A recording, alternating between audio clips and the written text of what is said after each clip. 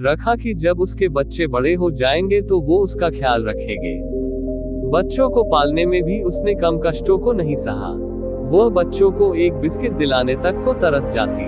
जब कभी बच्चे बीमार होते वह अपने जेवर इत्यादि को गिरवी रखकर उनका इलाज कराने को पैदल ही हॉस्पिटल जाती, जो कि उसके घर से मीलों दूर था। धीरे धीरे समय बदला, हालात बदले और बच्चे बड़े हो गए।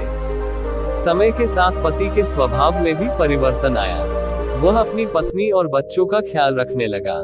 बच्चों की अच्छी परवरिश करने के लिए वह दिन रात मेहनत करने लगा। कर्ज लेकर बच्चों को पढ़ाया और उसकी यह मेहनत सफल भी हुई।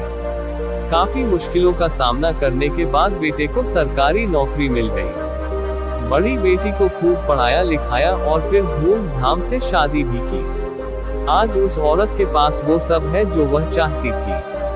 बेटे की सरकारी नौकरी से पैसे आ गए, बेटी की धूमधाम से शादी हो गई।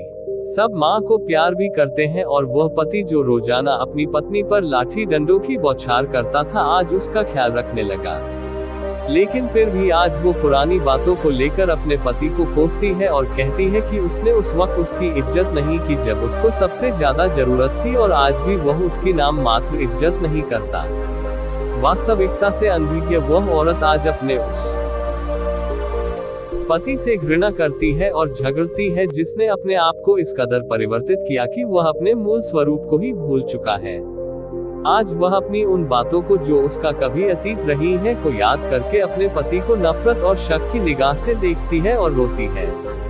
वास्तव में उस अतीत और आज के वर्तमान का आपस में कोई संबंध नहीं है। जो वह चाहती थी आज सब कुछ उसके पास है। अगर कुछ नहीं है तो वो है वास्तविकता का ज्ञान, और यही उसके दुख का कारण है। वह पुरानी बातों की पीड़ा से इस कदर ग्रसित है कि अपने वर्तमान को समझ ही नहीं पा रही है। यदि वह अपने अतीत को भुलाकर वर्तमान का सुख देखे तो उससे खुशनसीब औरत शायद ही दुनिया में कहीं और मिले। इस प्रकार मैं ये कह सकता हूँ कि अतीत और वर्तमान की वास्तविकता का ज्ञान न होना ही जीवन भर के दर्द का वास्तविक कारण है। वैवाहिक जीवन में खुशहाली वास्तव में एक दूसरे को भली भांति समझने और सच बोलने से आती है, अन्यथा रिश्ता समाप्त हो जाता है या वह जीवन भर दर्द का कारण बना रहता है। और अंत में यही कहते हुए अपनी बात को समाप्त करता हूँ कि जो प्राप्त नहीं है या जो छूट गया है उस पर रोने से अच्छा है अपने वर्तमान को संवारो और खुश रहो।